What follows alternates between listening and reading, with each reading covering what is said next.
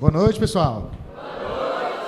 Pessoal, hoje é uma noite muito especial. Nós estamos aqui fazendo o lançamento do livro. Esse livro que é resultado de um trabalho que a gente já vem desenvolvendo há algum tempo através do Programa de Recuperação de Créditos Tributários, que é o nosso treinamento, nosso curso prático sobre recuperação tributária.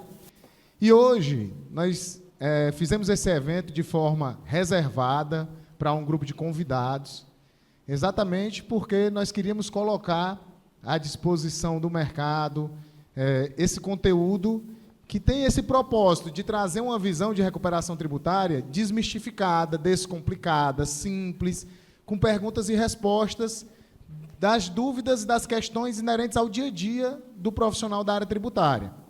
Então, nosso propósito nessa noite é promover aqui um bate-papo bem leve, sem muitas formalidades, a respeito da obra e também das possibilidades, da nossa visão a respeito da recuperação tributária para 2023. Então, eu gostaria de iniciar já passando a bola aqui para o professor Marcos Lima e já trazendo uma questão, professor, que já me perguntaram recentemente sobre qual é a visão no âmbito da recuperação tributária administrativa para 2023. Diante de todo esse contexto, eu sei que é quase pedir para avaliar com a bola de cristal, mas para você tentar dar uma perspectiva para a gente do que é que se espera para 2023 no âmbito da recuperação de crédito tributário, principalmente na esfera administrativa. Boa noite a todos, sejam todos bem-vindos. Para quem não me conhece, eu sou o professor Marcos Lima. E só para contextualizar, nessa nossa logística, eu sou o especialista da recuperação de créditos tributários no ambiente administrativo, por isso a pergunta do professor Felipe nesse sentido. O professor Felipe Teixeira na recuperação de crédito judicial e entre as duas áreas, o professor Felipe Guerra, que trata muito bem dos dois âmbitos. Bom, no ambiente administrativo, que é o modelo mais rápido, digamos assim, do processo de recuperação de créditos tributários, que é o que eu sempre falo, professor, recuperação de créditos nada mais é que uma revisão fiscal. Hoje a gente incorporou com o termo recuperação, mas não se faz recuperação de créditos tributários no ambiente administrativo sem fazer um processo de revisão fiscal, sobretudo no administrativo. Então, a gente vem de um período que ainda estamos em pandemia oficialmente, e 2020 e 2021, o grande ponto era trazer caixa para as empresas. Trazer caixas para as empresas. Em 2022, nós consolidamos ainda mais essa perspectiva. Preciso gerar caixa para as empresas. Em 2023, nós vamos entrar também com essa perspectiva. Primeiro, porque a gente não sabe como é que vai ser o cenário econômico brasileiro. Então, a gente precisa ainda mais fazer a revisão fiscal dos nossos processos, dos processos empresariais. E, sem dúvida, nós podemos encontrar brechas técnicas, administrativas, para trazer recursos para as empresas, porque não é à toa, elas precisam de caixa. Em 2023 não vai ser diferente. Então, acredito muito, professor, que a perspectiva para 2023, no que se refere a conseguir caixa para as empresas, em virtude de um processo de revisão fiscal, ela passa muito por um processo coeso relacionado a um compliance, relacionado a um planejamento tributário e, obviamente, sempre revisando os últimos 5 anos. Perfeito, professor. Só para trazer uma contextualização, pessoal,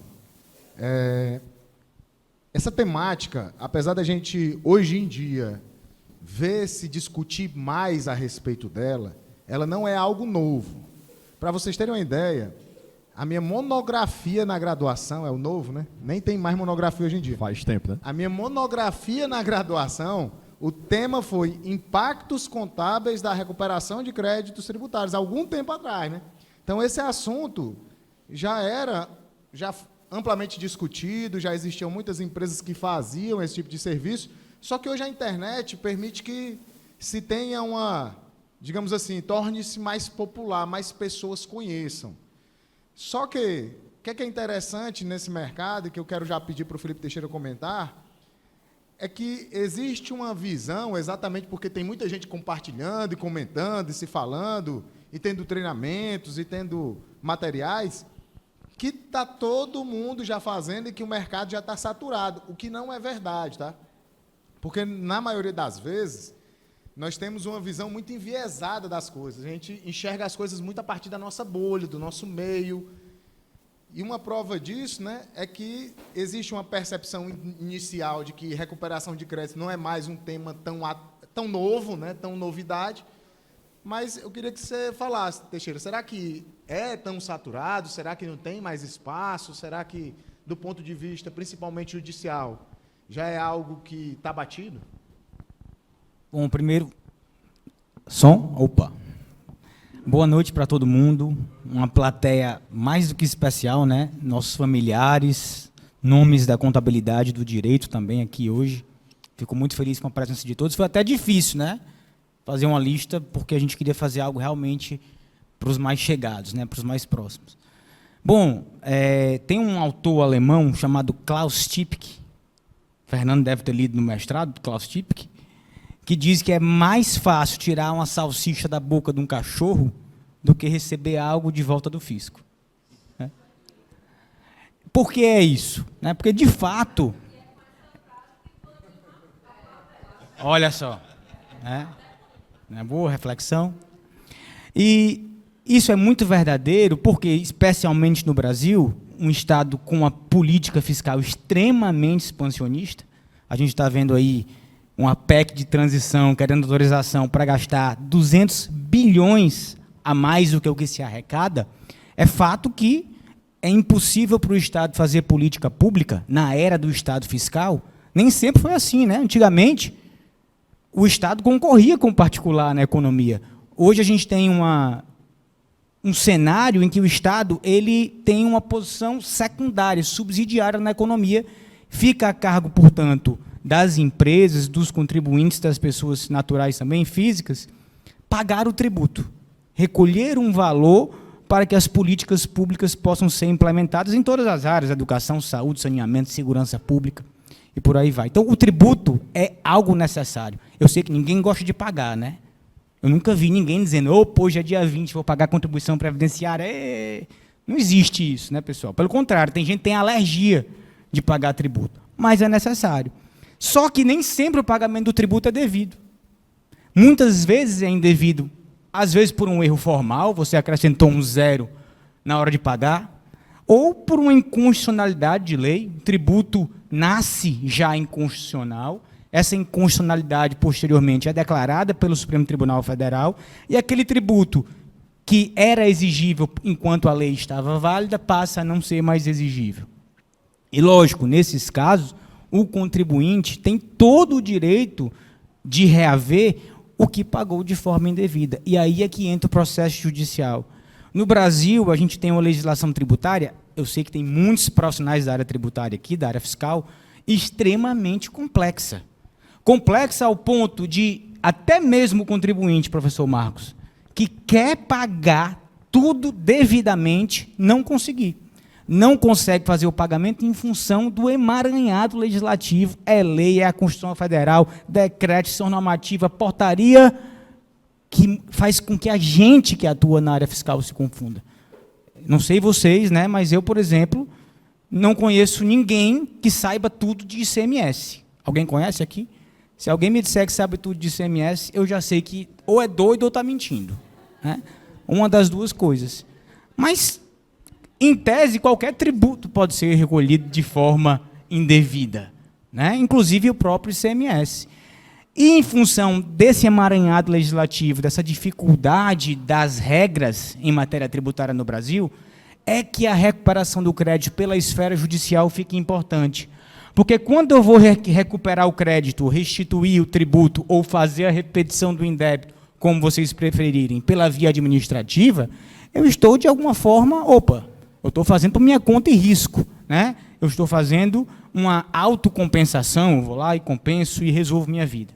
Por outro lado, quando eu decido ir para a justiça para reaver um tributo pago de forma indevida ou a maior, eu obtenho uma decisão judicial, uma autorização judicial, que, uma vez transitada em julgado, vai me permitir receber aquele tributo de volta seja pela via do precatório, demora mais, né? Acho que todo mundo que já ouviu falar o quanto o precatório demora, ou pela via da compensação, se nós estivermos tratando de um tributo federal. E aí é que entra o perigo, Felipe, e aqui entrando especificamente na sua pergunta. Eu tenho visto, Marcos, a recuperação de crédito tributário, a restituição de tributos, as próprias teses tributárias, sendo vendidas muito como produto de prateleira. Então, o cara compra lá um modelo. Pra vocês terem uma ideia, viu, professor Fernando? Eu já vi, recentemente agora, eu acho que até o Gustavo aqui, que é meu sócio, viu também essa ação, uma empresa de segurança privada, contribuinte do ISS, que ajuizou uma ação de exclusão do ICMS da base do PIS e COFINS.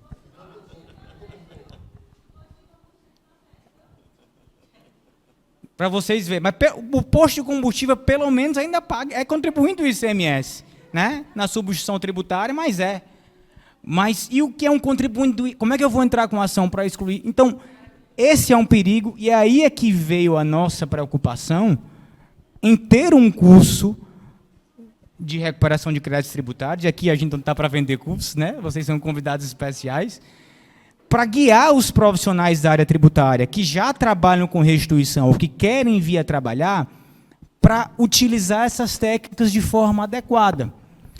Porque, às vezes, um profissional chega com um produto de recuperação tributária, vendendo uma solução para o cliente, que é um retorno de um valor ao caixa da empresa, e quantas vezes a gente não viu essa restituição virar um pesadelo? Vi seguida, depois de alguns anos, de um auto de infração com cobrança de multa em função de uma restituição feita de forma indevida, feita fora das regras formais. Então é isso, saturado o mercado não está, de jeito nenhum. Até porque eu estava falando aqui para o Felipe e para o Marcos, antes da gente entrar aqui no palco, que hoje a gente trabalha lá no escritório com 64 teses. 64 teses tributárias voltadas para todos os tributos. A maioria, os não cumulativos, né, como o ICMS e o PIS e a COFINS. Mas tem muita tese, tem muito mercado. E tem medo também, né, Felipe? Tem muita objeção, tem aquele sentimento de, se eu entrar com ação para pedir o tributo de volta, eu vou ser fiscalizado, então eu vou lá e não entro. Enfim, são coisas para a gente discutir aqui no decorrer da nossa apresentação. Não, mas pegando um gancho, porque é bem interessante essa sua fala, porque muitas vezes as pessoas confundem recuperação de créditos tributários com teses. Eles entendem que fazer recuperação de crédito tributário é ter determinadas teses. E muitas vezes não percebem que recuperar um tributo pago indevidamente é um direito do contribuinte. Como você falou, você pode ter pago a maior por N motivos. Você pode ter pago a maior porque deixou de abater uma retenção, porque deixou de tomar um crédito legítimo, porque apurou a maior mesmo, errou, ou então fez um pagamento. Uma vez eu fiz um pagamento de um DAS em duplicidade, consegui essa proeza, né? Paguei 2 vezes. E aí a gente... Pois é, então... É um negócio que o contribuinte tem esse direito. E a gente já viu, né, e é isso que eu também queria que você comentasse, as teses sendo usadas de forma muito apelativa, né, até meio irresponsável. Só que, na linha na esteira dessa percepção, a gente também tem que sempre levar em consideração que os empresários, eles também sabem dos riscos, né, na maioria das vezes. Né. O cara, às vezes, opta por ingressar com uma ação que ele sabe que existe uma probabilidade de não ter êxito, mas ele está tendo uma economia ali no caixa, está deixando de pagar, principalmente no passado. Né? No passado, o cara deixava de pagar logo quando ele entrava na ação. Hoje, amanhã, ele já estava compensando. Ele só botava lá na DCTF o valor compensado, o número do processo, e compensava até projeção. Na planilha do cálculo tinha até a projeção dos próximos 12 meses que ele iria recolher se estivesse pagando. Então, isso acabou meio que abalando um pouco a credibilidade de quem trabalha sério. Mas aí eu queria só que você comentasse um pouco, Teixeira, para a gente poder avançar nessa discussão, beleza, o mercado saturado não está, mas existem ainda dificuldades de conseguir retomar a credibilidade em alguns trabalhos de recuperação, porque o empresário está meio ressabiado, ele está meio reticente ali com relação a ter coragem de entrar com uma tese dessa. E aí, talvez fosse interessante, até para quem vai assistir depois esse conteúdo, separar. A tese tributária é uma coisa, ter o direito de recuperar crédito tributário é outra. Explicar um pouco essa visão. Olha, infelizmente, os bons profissionais muitas vezes pagam pelo que os maus fazem. Então, todo mundo aqui que atua na área fiscal, que é profissional da contabilidade do direito, já ouviu falar de alguém que comprou um crédito podre, fez uma compensação, depois a Receita não homologou, veio um auto de infração, confusão maior do mundo. Então, é verdade. Agora, eu sou, e aqui tem alguns clientes meus também, eu digo o seguinte, olha, risco é algo inerente à atividade empresarial. Então, risco é algo que todo empresário tem o direito de correr, desde que o risco seja conhecido. Quando eu conheço os riscos, olha, eu vou por esse caminho, eu sei que se eu for por aqui, pode acontecer X, Y e Z, mas eu estou preparado porque eu sei exatamente o que pode acontecer. Isso é uma coisa. Então, a nossa economia vai ser de X, a probabilidade de dar errado é de 50%, vamos arriscar. Outra coisa é que acontece com a grande maioria dos empresários, não só quando a gente está tratando de restituição tributária, é correr o chamado risco desconhecido. O cara acha que está fazendo tudo certo, mas, na verdade, ele está fazendo errado. E aí vem a questão do efeito manada, né? Eu estou fazendo assim porque meu concorrente faz. Não, ele está fazendo errado também. E você vai lá e faz também. Então, Felipe, é verdade, existem maus profissionais no mercado e os bons acabam pagando por isso. E aí eu volto para a importância de...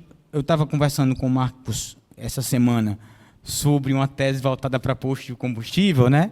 Que eu inicialmente tinha falado para ele, Marcos, vamos fazer de forma administrativa, né? Vamos fazer a lei, já está mais ou menos pacificada essa questão da restituição do tributo, mas aí eu pensei melhor, disse, Marcos, vamos fazer o seguinte, vamos entrar com ação judicial, o cliente não está com pressa, não está precisando do dinheiro, lógico, fazer a restituição pela via administrativa é honorário rápido, principalmente para quem está no Simples Nacional, que tem uma restituição aí no máximo de 60, 90 dias. Já está com dinheiro no bolso o cliente, o advogado, o contador também recebe. Mas, quando eu opto pela via judicial, embora demore mais um pouco até a ação transitar em julgado, quando esse direito for reconhecido, a segurança jurídica que se dá para o contribuinte é muito maior.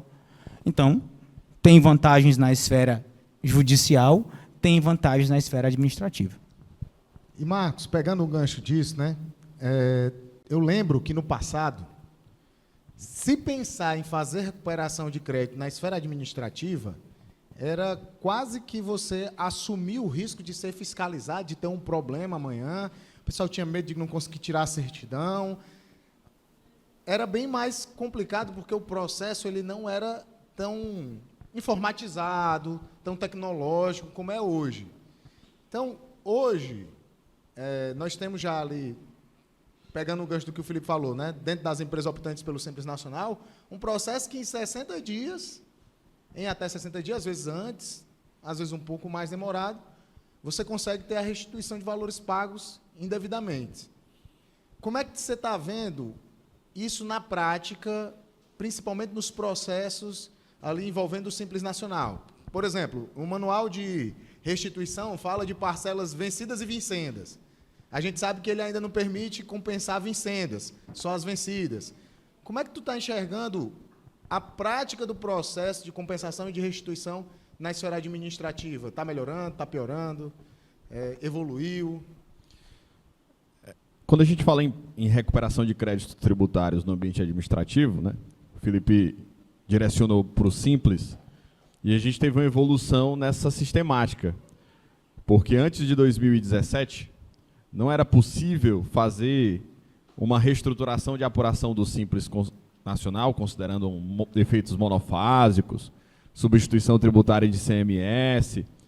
Eu tinha que fazer um pedido administrativo, pegava o papel lá, fazia o preenchimento, levava até a Receita e fazia o pedido, que demorava séculos, até 5 anos. Não se podia fazer PERDECOMP. E isso demorava, sabe? Então, depois de 2017, surge as novas tratativas operacionais, porque isso não é a normativa, Isso é mais um procedimento logístico sistêmico. E aí surge a possibilidade que eu possa fazer isso dentro da CAC. E aí abre esse precedente, professor, para que eu possa fazer isso de maneira administrativa, reestruturando a apuração. E quando se fala, não é um pedido, eu agora estou muito bem da vida, que veio, inclusive, a operação da Polícia Federal sobre isso. Estou muito bem, eu vou retificar tudo e vou dizer que não posso pagar PIS e COFINS de maneira aleatória e irresponsável. Ou até mesmo ICMS, que piorou, né? Então, o que está acontecendo muito é, eu reestruturo a apuração, digo que não estou no grau da incidência de PIS e COFINS, ou até mesmo do ICMS, e zero PIS e COFINS aleatoriamente. Isso o mercado está vendo com maus olhos. E não só o mercado, mas também a Polícia Federal. Somente. Né? Até teve essa recente operação que tratou sobre isso. Quando eu faço esse procedimento, professor, de maneira administrativa, como o professor Felipe Teixeira citou, né? Será que eu faço administrativo? Será que eu faço judicial? O administrativo, eu vou dizer uma coisa para vocês, é o mais operacionalmente fácil. Por quê? Porque eu vou lá e retifico. Eu não preciso esperar a decisão de um terceiro, que é um juiz, ou de uma outra parte, para dizer que eu posso fazer. Eu, deliberadamente, vou lá e retifico. E aí eu tenho dois viés. Eu retifico e não caio na malha fina durante 5 anos e tudo bem, a gente reza por isso e vamos lá.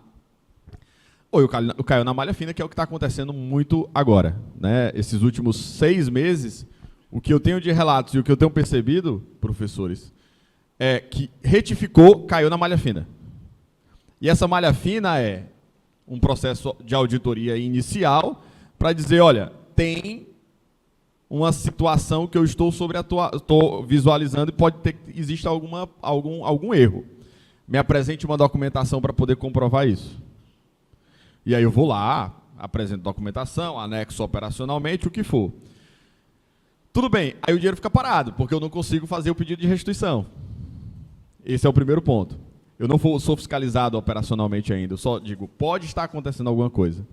Então, professor, o que eu estou vendo no ambiente do Simples Nacional é um maior rigor por parte da Receita Federal. Por quê? Porque eu já vi casos em que empresas que não tinham nenhuma possibilidade de recuperação de créditos, o dinheiro cair na conta. Quando eu falo em nenhuma possibilidade, é porque não tem nenhuma hipótese. Então você pega, por exemplo, uma empresa de venda de material de construção, pedir restituição de PIS e COFINS de venda de monofásico. Não existe na listagem da tabela 10, da 4.3.10 a listagem de produtos monofásicos. Então vai lá e pede, retifica tudo, eu acho que esse negócio aqui é monofásico e pronto. E estava caindo dinheiro, com 30, 40 dias. E depois? Aí depois ele reza para si. Isso é uma apropriação indébita. Ele está se apropriando de um dinheiro que não é dele. Então, isso tornou o processo, e obviamente para a Receita Federal, porque depois de 2017 ela afrouxou, né? Faça a retificação, solicite a restituição que o dinheiro vai cair. Só que isso se tornou tão enfático que ela disse, espera aí, eu vou agora pisar aqui no freio, eu vou esperar, quem começar a retificar demais eu vou colocar numa malha fina introdutória para poder verificar o que está acontecendo. E é isso que eu estou vendo em alguns casos. E isso abre um alerta para 2023. Por quê? Porque retificar 60 apurações chama muita atenção. Chama muita atenção. Agora, quando se fala do ponto de vista do direito de ter algo, né? Ou seja, eu paguei de fato indevidamente, levantei os documentos fiscais, os itens, cheguei a uma conclusão fundamentada, sem problemas. Agora, que você pode ser questionado, obviamente que isso vai acontecer, agora você tem que estar fundamentado. Se a gente parar para refletir sobre isso, faz sentido, né? Faz sentido, porque você está falando de um dinheiro público que foi devolvido ali para o contribuinte sobre a premissa de que ele pagou indevidamente. Então, ele pagou indevidamente, ele tem o direito de se restituir, ele pediu de volta e a gente devolveu. Porém, como a gente começou conversando, tem maus profissionais em tudo. Nós fomos, acho que tu lembra, ano passado em Iguatu fazer uma masterclass de recuperação de créditos e o pessoal estava chateadíssimo porque chegou um pessoal na cidade oferecendo recuperação de crédito, chegava, olhava para a loja e dizia, não, aqui é 40% a mais que tu está pagando. Não faz um cálculo, um levantamento, pegava, retificava os DAIs, o contador, tem uns contadores que vão se identificar muito com isso, só ficava sabendo depois. Quando descobre, porque começa a dar problema. Começa a ser questionado, aí a pessoa não tem um dossiê, não fez o levantamento, não tem a documentação comprobatória. Então, Não sai certidão. começa a ter problema de certidão. Então, faz sentido que exista um olhar mais rigoroso para isso. O crédito tributário é indisponível, é um direito, é um dinheiro que é de todos nós, né? É um dinheiro que custeia toda a finalidade social do Estado. Então, tem que ser, não burocratizar, mas tem que ter rigor nisso. Eu concordo plenamente. Isso não afasta que quem tem, de fato, o direito de restituir vai ter sua restituição. Mas uma coisa que a gente escuta muito falar, Felipe, e aí eu queria também a tua visão sobre isso, e provavelmente alguns dos contadores que estão aqui já passaram por isso, é de ouvir o seguinte, em 60 dias o dinheiro está na conta, em 60 dias o dinheiro está na conta. Aí, quantas e quantas vezes tu recebe uma mensagem lá dizendo assim, professor, só se for na sua, porque no meu aqui já faz 2 anos que eu pedi e até agora não recebi nada. Isso acontece? O que é que a pessoa deve fazer quando isso acontece? A legislação, interessante a gente ressaltar que a legislação federal, ela é muito mais cuidadosa no tema da restituição de tributos do que as legislações dos estados e dos municípios. Então, desde a Constituição de 88, né, desde 91, que a Receita Federal, a União Federal, por meio de lei, vem regulando essa questão da restituição tributária, inclusive dizendo como é que vai ser o procedimento de compensação. Hoje a gente tem o chamado PER-DECOMP, né, eletrônico. O PER, pedido eletrônico de restituição, ou a DECOMP, que é a declaração de compensação. Então, pela via administrativa, eu tenho esses 2 caminhos. Ou eu peço dinheiro na conta via PER, ou se for um Simples Nacional, pelo portal do Simples, ou eu faço uma DECOMP de compensação, compensando um crédito que eu imagino ou acredito ter, com um débito de um tributo vencendo, inclusive hoje com possibilidade de compensação cruzada, né? De pagar crédito, débito previdenciário, tributo previdenciário, com crédito de tributo federal. Um mecanismo sensacional. Nós agora mesmo identificamos um crédito num cliente, que ele tem pouquíssimo IR-CSL a pagar, porque ele não dá lucro contábil, paga PIS e COFINS, mas a gente está utilizando o crédito, que dá em média de 300 mil por mês, só para pagar a contribuição previdenciária. E o crédito é de PIS e COFINS. Então, a importância dessa questão da compensação cruzada. Agora, lógico, o fisco ele não tem um prazo indefinido para responder o seu pedido de restituição. Muitas vezes, isso é muito comum em sala de aula, a gente ouvir o aluno dizer, professor, eu fiz um pedido de restituição, não só no Simples Nacional, também para as empresas que estão no lucro real, no lucro presumido, já tem 3 anos e não me respondem. Né? De fato, a Receita Federal ela tem, segundo a normativa dela, 5 anos para analisar o seu pedido de restituição ou de compensação. Mas nós temos uma legislação, que é a Lei 11.457, lá no artigo 24, que estabelece que a Receita Federal, essa lei se aplica ao Fisco Federal, tem o prazo de 360 dias para analisar qualquer pedido que você fizer lá, não só de restituição. A restituição se enquadra aí nessa dicção do artigo 24. Então, para a gente que é profissional da área tributária, pessoal, isso é muito importante, Emanuel. Porque quando eu faço um pedido de restituição de tributo, né, e você sabe porque a gente já fez lá para a sua empresa, eu estou trazendo dinheiro de volta para o contribuinte. E foi rápido, né? Olha aí. Foi administrativo, viu, Marcos? Então, é caixa. Né? Eu encontro um crédito tributário indevido, não deveria ter sido pago, foi pago a maior, foi pago indevidamente, e ali, no mês seguinte, eu já estou abatendo aquele crédito com um débito do contribuinte. E esse dinheiro que ele utilizaria para pagar o tributo, ele vai utilizar para outras coisas, para fazer estoque, né, para fazer uma PLR, agora fim de ano, né, importante também. Então, a questão do prazo é algo que a gente tem que estar atento, até porque essa questão do prazo vai interferir diretamente também no meu direito de pedir na justiça. Porque o prazo para requerer a restituição de tributo é de 5 anos contados do pagamento indevido, e o prazo para pedir administrativamente, Marcos, corre concomitantemente com o prazo para pedir judicialmente. Então, eu não tenho que esperar o não do fisco no pedido administrativo para depois ir para a justiça. Eu já posso ir direto para a justiça.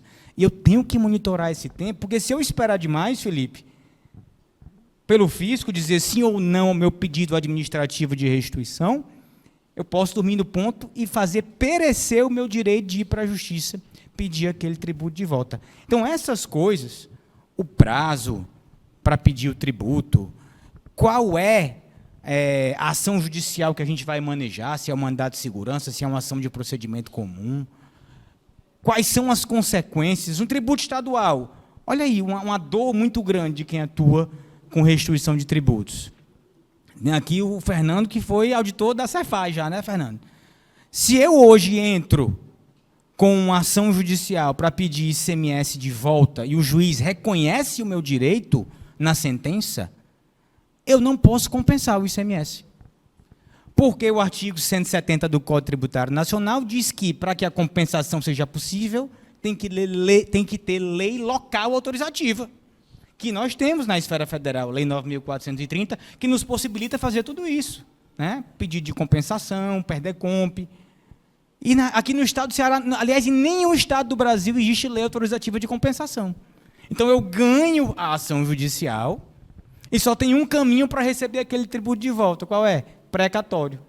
E aí vira a chamada institucionalização do calote. Porque você sabe que é receber um precatório aqui no estado do Ceará ou no município de Fortaleza. No federal ainda vai mais rápido, né? Então, são muitas dores, Felipe, muitas questões, e essa que você mencionou do prazo para restituição é só uma delas. Mas quem trabalha com restituição de tributo também sofre, viu, pessoal? Não é só honorário o tempo todo, não. Tem uma dorzinha, tem um sofrimento. E é interessante isso, né? Porque o Marcos começou falando a respeito da revisão fiscal. Recuperar tributos, as pessoas pensam que é só o seguinte: eu vou pegar a planilhazinha, vou jogar os valores ali, vou pegar esse dinheiro e vou receber meus honorários amanhã. E o que a gente entende de fato é que, para que eu possa discutir se o que eu paguei de tributo está devido ou indevido, parte-se da premissa que eu entenda como é que é o devido, para conseguir estabelecer como era que de fato o tributo deveria ser pago de forma correta e perceber que não está daquela forma. E aí, dessa forma, eu faço um levantamento, eu tenho ali um conhecimento da legislação tributária que fundamenta esse meu pedido. Mas as pessoas têm uma visão de que as coisas é muito fácil, né? Inclusive, já, mais uma vez, né, pegando uma conexão, se a gente pensar o próprio ICMS, na própria Lei Candir, estabelece que se você faz um pedido administrativo e não tem nenhum retorno, você pode ir direto por conta corrente e lançar esse crédito. Quem é que tem essa coragem, essa ousadia? Vai fazer isso. Aqui, Esse porque pé eu de não fiscal conheço cai na quem malha tem. fina no instante. E aí, pegando esse gancho, eu queria perguntar para vocês, o Marcos falou um pouco sobre, no âmbito do Simples Nacional, como o fisco trabalha muito com aquela questão da produtividade da ação fiscal, está lá de forma bem explícita. Se você pegar o plano anual de fiscalização, a visão deles vou cobrar mais de quem eventualmente deve mais. Então, eles estabelecem no próprio planejamento de fiscalização cobrar quem tem uma perspectiva de trazer um retorno maior. Até eu já vi algumas explicações que eu acho muito simples de se entender, tá, pessoal? Imagine o seguinte: você tem uma percepção de que se você pedir um dinheiro, você já vai ser fiscalizado automaticamente. Seria ter um fiscal ali, seria uma coisa quase que manual, ter um fiscal ali de plantão, olhando quem pediu dinheiro para ir fiscalizar. Isso não é assim. Imagine que o fisco ele não tem contingente de pessoal suficiente para fiscalizar todo mundo. Então, é muito simples. Se eu der para qualquer um de vocês a missão de cobrar, e aí eu digo assim, cara, tu tem, vamos supor, eu digo assim, Sandra, tu tem 10 minutos para cobrar 5 pessoas. 2 devem R$50 e 3 devem R$10.000. Tu vai gastar os teus 5 minutos em quem? Nos que devem mais, porque se eu conseguir eu já recuperei bastante. Então, a lógica para o fisco é a mesma. Ele concentra os esforços de fiscalização em quem deve mais. Porque se esses grandes contribuintes eles conseguem recuperar esses valores do ponto de vista de fiscalização, de combate à sonegação, ele vai ter um resultado maior. Então, se a gente parte dessa linha lógica, essa preocupação excessiva com a fiscalização é ilusória. É ilusória. Só que quando a gente vem para o âmbito do Simples Nacional, como comentou o Marcos, o fisco já começou a determinar as malhas, porque nas malhas eu não preciso de uma força de trabalho pessoal. Eu estabeleço regras e, a partir daquelas regras, o próprio contribuinte tem que justificar de onde é que ele tirou, que ele pagou esse tributo indevidamente. Mas, na prática, o que é que vocês têm percebido? A fiscalização ela tem sido intensa para quem faz, por exemplo, um pedido na esfera administrativa e para quem faz na esfera judicial. Aí podem fazer essa dobradinha aí. Na administrativa, o uso da tecnologia hoje, principalmente com o sistema público de escrituração digital, é fato. Mas quando eu vou para o âmbito do lucro presumido e do lucro real, da normalidade, olhando do ponto de vista federal, não. Demora. Demora sim. E, obviamente, se a gente está falando de não os grandes contribuintes, né? Os contribuintes que têm tratamento especial, esses tudo bem.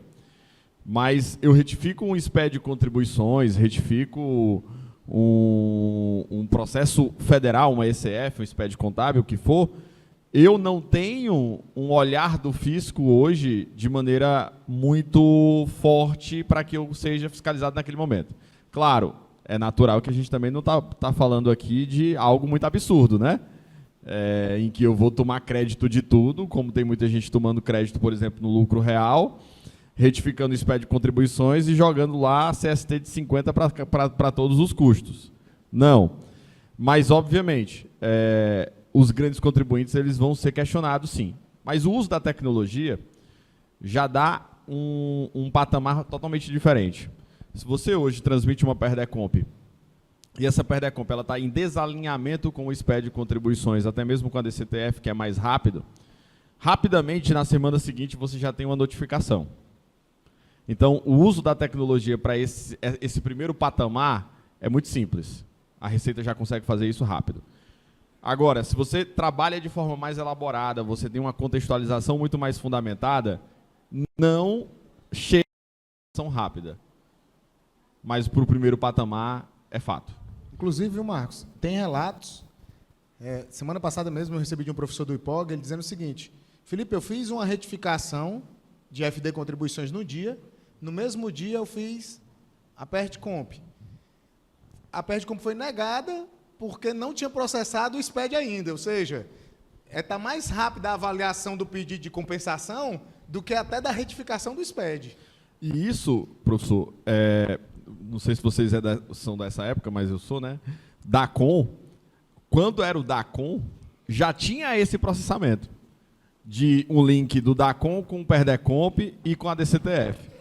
Depois que o SPED de contribuições começou a engrenar mesmo, é que aí passou a ser uma engrenagem mais em sintonia com a PERDECOMP. Hoje sim, mas teve uma pauta de tempo aí que demorou bastante. Mas quando era o DACOM, eu lembro que na época a gente não chamava de recuperação de créditos tributários. Eu revisava uma apuração de PIS e COFINS não cumulativa, retificava o DACOM. Se eu inserisse dados que estavam em desalinhamento com o artigo 3º da 10833, PERDECOMP voltava. Principalmente quando era PERDECOMP de saldo credor. Entendeu? Olha, em relação a esse assunto, aqui complementando o que o professor já falou, a gente tem que ser muito sincero, pessoal, no que diz respeito a pedir um tributo federal de volta e um tributo não federal.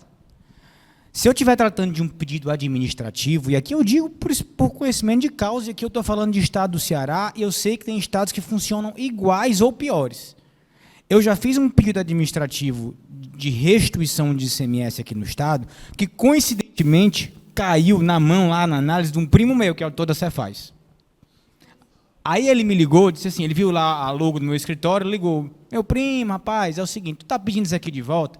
Eu fui olhar aqui no laboratório dessa empresa, mas tem um monte de inconsistência. rapaz, esquece isso aqui, eu vou negar e tu não recorre, não. Desse jeito, Fernando. Desse jeito. O Gustavo sabe que é verdade. Né? Então, assim, a relação de pessoalidade dos estados e dos municípios com o contribuinte é muito maior, de proximidade, né? O corpo a corpo, é muito maior do que com a União Federal. E a tolerância em devolver o tributo da União Federal é muito maior do que dos estados e municípios, por uma questão clara de autofinanciamento. O estado do Ceará, por exemplo, tem algumas receitas originárias, aluga alguns terrenos, alguns galpões, vive das receitas derivadas, ITCMD, ICMS, IPVA e taxas, né? E também algumas receitas repartidas lá com a União no fundo de participação dos estados e dos municípios. E só. Se aquele dinheirinho ali acabar ou diminuir, vai ter que tirar de algum lugar. A União não. A União não fechou a conta, emite título público e se financia no mercado. Né? Então, é natural que a União Federal ela tenha mais boa vontade. Não estou dizendo que o Estado está certo, o Estado está errado.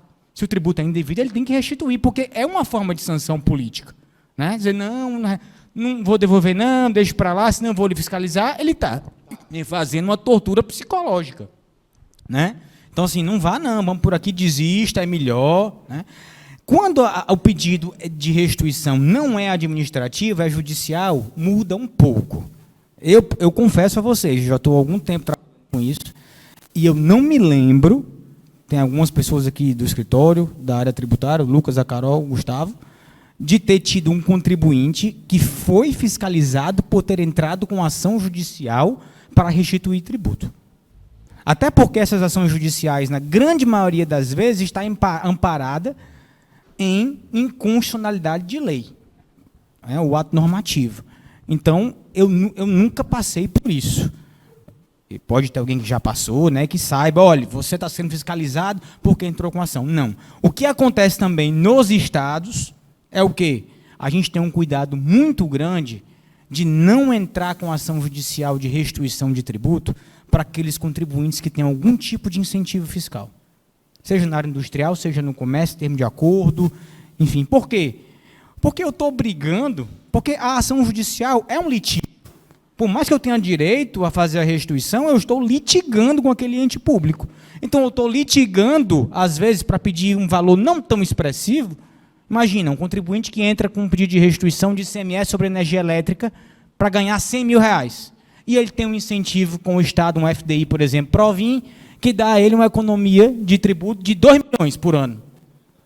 Eu vou brigar com o Estado? Ah, o Estado vai caçar meu incentivo. Não, caçar não caça, né? Até porque o incentivo foi concedido com condições pré-determinadas e prazo também determinado. Mas na hora de renovar, meu amigo, na hora de renovar incentivo, eu estou falando isso porque a gente sente na pele, né? Então, eu digo logo, tem incentivo ou quer pleitear um incentivo? Vamos esquecer aqui as restituições voltadas para o tributo estadual. Vamos focar no federal e no municipal, se for o caso. Pode ser até estadual, mas com impacto no federal, né? Pode ser, pode ser. Então, assim, essa responsabilidade, Felipe, nós temos que ter e nós temos que compartilhar isso com quem atua na área tributária com restituição de tributo. Porque é o que eu falei no início, às vezes eu chego na empresa para oferecer uma solução e, na verdade, eu estou criando um problema. Né? Felipe, eu queria que você comentasse um pouco, porque eu vi recentemente algumas discussões de que o pessoal está orientando a nem fazer o pedido de liminar para deixar de pagar, exatamente para não correr o risco de amanhã ter o efeito de uma decisão contrária retroagindo. Na prática, como é que tu tem visto isso? Tu tem orientado? Depende dessa negociação com o cliente. O que acontece? É exatamente isso que eu ia falar, Felipe. Eu acho que tudo tem que ser conversado. Porque eu volto para a questão lá do risco. O risco que eu estou correndo, calculando tudo que pode acontecer. Quando eu entro com uma ação judicial para pedir um tributo de volta, eu vou pedir, evidentemente, os últimos 5 anos de pagamento indevido, ou os últimos 60 meses, se for um tributo de apuração mensal. E também vou pedir para que o juiz, dali para frente, me permita não pagar aquele tributo, ou pagar menos daquele tributo, em função de alguma inconstitucionalidade. Pode ser que o juiz, logo no início do processo, me dê uma medida liminar, ou uma tutela provisória, como vocês preferirem, dizendo, olha, realmente você tem razão, daqui para frente não precisa pagar. Isso, para o contribuinte, no primeiro momento, pode ser uma excelente notícia, porque se eu estou dizendo que ele não precisa mais pagar aquele tributo, ou que ele pode pagar menos daquele tributo, evidentemente que o meu efeito sobre o caixa vai ser imediato. Em relação ao para trás, os últimos 5 anos de recolhimento indevido, ninguém tem dúvida. Eu tenho que esperar o trânsito em julgado da ação para que eu possa ter acesso àqueles valores que foram recolhidos de forma indevida. Agora, qual que é o risco? Quando existe a concessão de uma medida provisória, de uma tutela provisória, de uma liminar no início do curso processual, a gente sabe que uma liminar é uma medida que a gente diz no direito precária. Ou seja, a qualquer momento, ela pode perder a validade. Seja porque o próprio juiz que deu a liminar mudou de ideia e vai cassar aquela liminar, ou porque, numa instância superior, o fisco agravou, né, o ente público agravou, recorreu, apelou, e a instância superior disse, está errada essa liminar que você deu, juiz, na primeira instância. Eu estou cassando essa liminar, e uma vez cassada a liminar, retroage, o efeito da liminar é retroativo. Então, tudo aquilo que, em tese, eu deixei de pagar durante a vigência da liminar, volta a ser exigível. Agora, com um detalhe. Se eu estiver tratando de tributo estadual ou municipal, isso vai ser devido com juros, multa. Na esfera federal, no caso do tributo federal, e é importante a gente dizer isso, porque quando a gente trata de gestão tributária, consequentemente estamos tratando de gestão financeira também, na esfera federal, a Lei 9.430, prevê a possibilidade de que, olha, você tinha uma liminar durante um tempo, ficou lá 2 anos com aquela liminar válida, pagando tributo a menos do que você deveria pagar. Aquela liminar caiu, se em 30 dias você fizer o recolhimento, você recolhe só com juros. Não tem a multa de mora de 20%. Isso é um grande ganho para o contribuinte. Porque, mesmo que eu ache que aquela tese não vai vingar e que aquela liminar vai cair, eu posso estar dando um fôlego de caixa para o contribuinte, temporário. Então, eu tenho que conhecer a situação de caixa. Tem contribuinte que está muito bem de vida, com muito dinheiro na conta, né? Mas tem contribuinte que está vendendo o almoço para comprar a janta. Então, essa decisão de tomar o risco ou não, de deixar de pagar um tributo com base numa liminar, é uma decisão que tem que ser compartilhada, não é uma decisão minha, profissional. É decisão minha junto com o cliente, porque se não der certo, se depois aquela liminar cair, quem vai ter que pagar não sou eu, é ele. Então, eu tenho que ser claro e dizer, olha, vai acontecer isso, e se cair, é assim, assim, assim. O que é que seria o ideal? Conseguir eliminar, estou sem pagar aquele tributo ou pagando a menos, eu vou ou fazer o depósito judicial, ou mesmo que eu bote no bolso o dinheiro, eu vou guardar, fazer aqui aquela poupança, para que se eliminar cair, opa, está aqui o dinheiro com juros. A gente sabe que na grande maioria das vezes não é isso que acontece. Um empresário que consegue essa economia mensal, ele vai gastar o dinheiro. Né? Tem que entender que isso é um empréstimo, né? Exatamente. Mais barato. Não deixa de ser. É até interessante porque o cara diz assim, ó, eu já vi várias vezes as pessoas dizendo assim, ah, mas faz o depósito. Mas normalmente quem opta por fazer o pedido da liminar exatamente para deixar de pagar é porque precisa desse fôlego de caixa. Como é que ele vai fazer depósito? Ele está precisando desse fôlego. A gente tem clientes lá no escritório que têm medida liminar para não pagar e optam por continuar pagando, porque aí só no trânsito em julgado da ação ele vai pegar o bolo todo, os 5 anos antes do ajuizamento e tudo que for recolhido depois para se aproveitar. É uma decisão, mas porque esses contribuintes não precisam do dinheiro. Eles não precisam daquela economia mensal porque eles têm fôlego de caixa. Agora, tu imagina um cliente que já está atrasando fornecedor, atrasando folha, já não consegue pagar nem o tributo do mês, que é a primeira coisa que é sacrificada quando a empresa está em crise, é o tributo. Você consegue uma liminar dessa para economizar, por exemplo, 50, 100 mil reais por mês. Ele vai querer, com certeza, fazer aquela economia e depois ele vê. E se cair, depois a gente vê, lá na frente a gente vê. A realidade prática é essa. Aí é interessante pegar essa fala do Felipe, porque, de fato, a realidade prática é essa. Só que amanhã, um empresário, quando ele tem esse problema, ele esquece que ele concordou com isso no momento inicial, né? Na maioria das vezes. Porque até disse assim, a memória é meio por conveniência, né? Não estou generalizando, mas é muito importante que esses acordos estejam bem claros. Porque amanhã o profissional vai ser acusado de ter tomado praticamente a decisão por ele. Isso na contabilidade acontece muito, acontece demais, principalmente em créditos de PIS e COFINS. Porque a pessoa está tomando um crédito ali questionável e está dizendo assim, ó, não, mas é questionável, eu vou creditar. Aí, quando dá um problema, o empresário, rapaz, se eu soubesse, eu nem queria. Eu nem queria isso aí, foi ele que fez. Aí o contador, às vezes, fica vendido nessa história, porque tentou ajudar, mas também não sabia o risco que estava correndo. E é o que o Felipe disse. E você está falando, Felipe, sobre um viés puramente econômico. Sim. Porque eu ainda tenho a questão voltada para o crime contra a ordem tributária. A depender do procedimento, né, isso pode ser considerado sonegação e o empresário pode ser processado por crime contra a ordem tributária. O que eu já vi em muitos processos de crime contra a ordem tributária é o empresário querer sair do meio do problema botando a culpa em quem? O contador. A minha gestão tributária, as decisões, é do contador, amigo. Quem retificou esse SPED aqui, esse FD Contribuições fez a compensação, não fui eu, foi ele. Então, isso tudo tem que ser olhado por esse aspecto e é por isso que é importante documentar essas decisões. Aí entra exatamente, professores, a percepção de quem está fazendo a recuperação de créditos tributários, numa análise, por exemplo, de um posto de combustível, o cara não está pagando o PIS e COFINS. Ele vê, poxa, eu não estou pagando o PIS e COFINS, está tudo muito bem, mas você não está pagando por uma questão de essência tributária. Existe uma monofasia, existe a alíquota zero. Na verdade, ele está arcando com ônus, né? Exatamente. E aí ele diz o seguinte, poxa, se eu não pago, está tudo bem. Não está. Porque quando eu vou começar a analisar profundamente, o processo de apuração tributária inicial não foi tomado um crédito de energia, não foi tomado o crédito de um aluguel da estrutura, não foi tomado crédito de diversas rúbricas do artigo 3º. E aí ele percebe, poxa, mesmo eu não tendo pago ainda assim, eu tenho direito? Claro. Por quê? Porque eu tenho uma estrutura, em virtude da não cumulatividade, um saldo credor de PIS e COFINS, que eu posso fazer diversas outras coisas com esse saldo credor.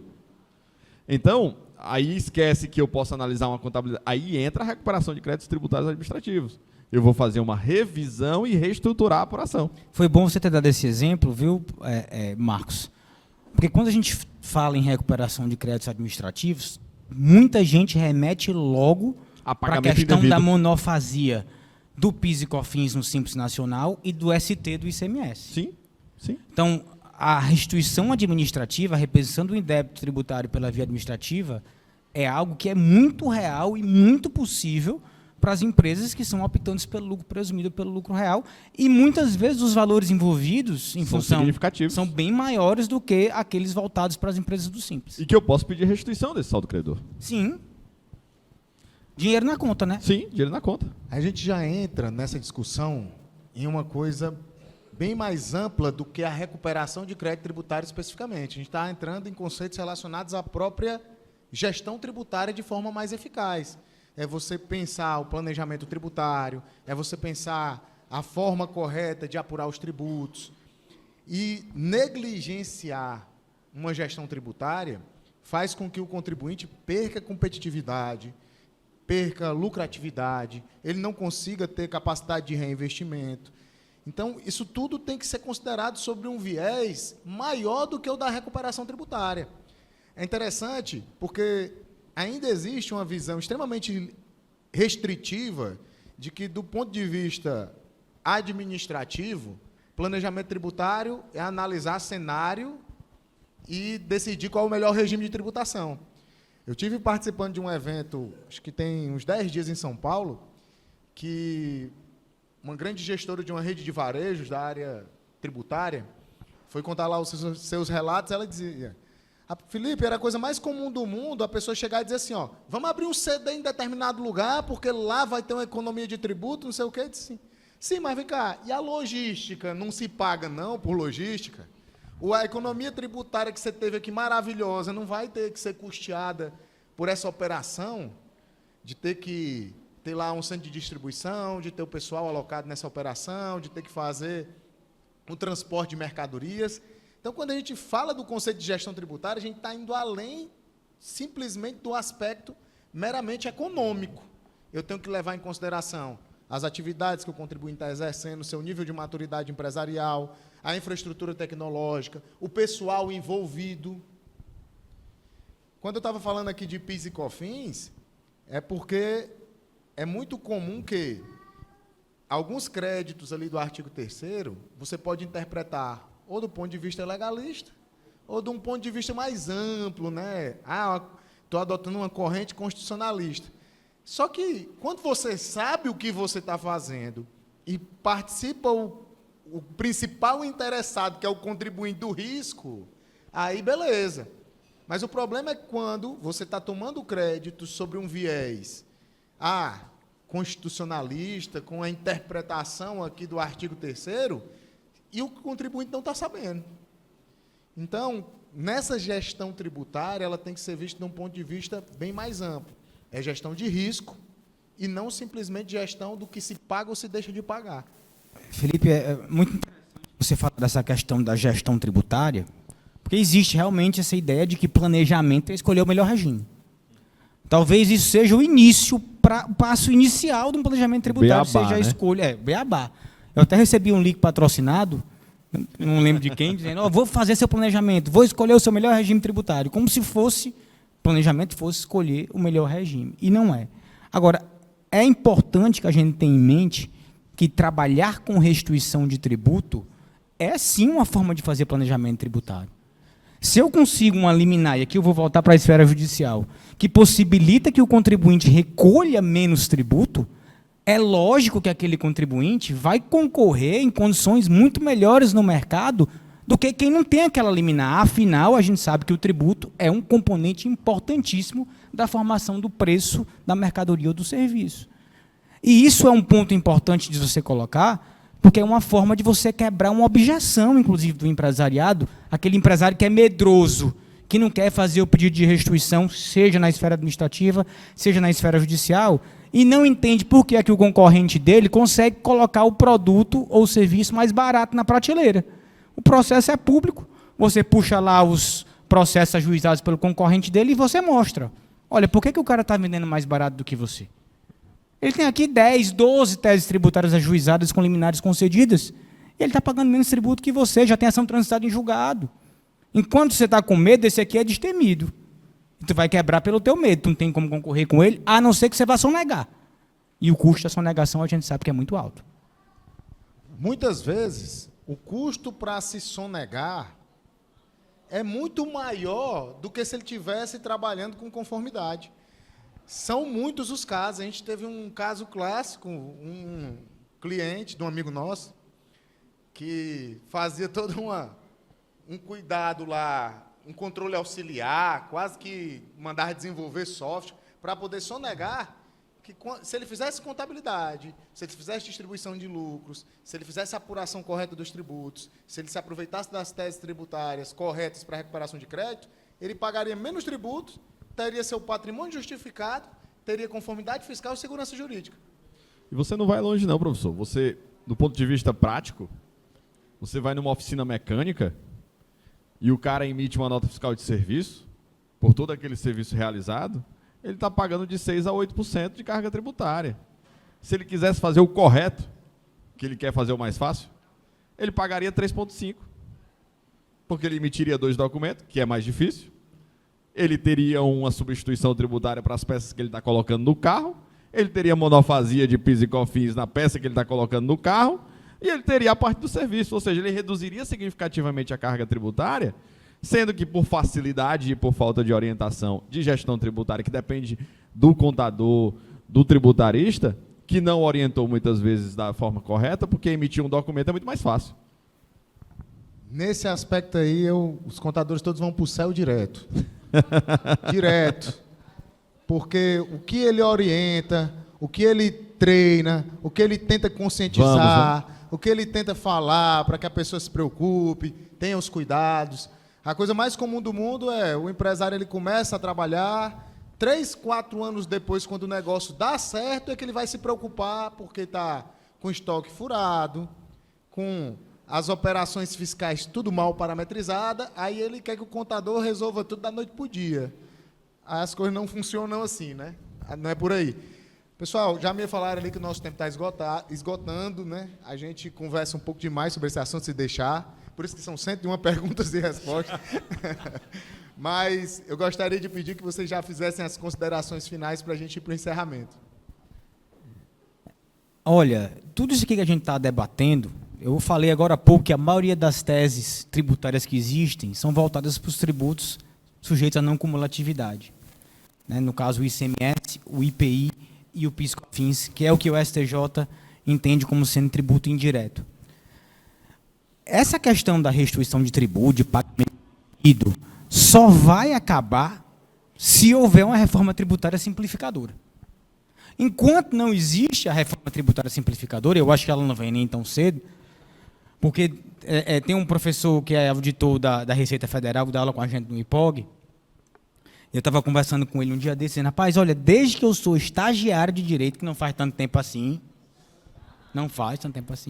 que eu escuto que vai ter uma reforma tributária. Ele disse, Felipe, eu entrei na Receita em 1980, e eu já ouvia falar, tu não era nem nascido, não era nascido não, e eu já ouvia falar em reforma tributária. Então, é muito difícil. Então, enquanto não ocorre essa reforma, qual é o nosso papel enquanto profissional?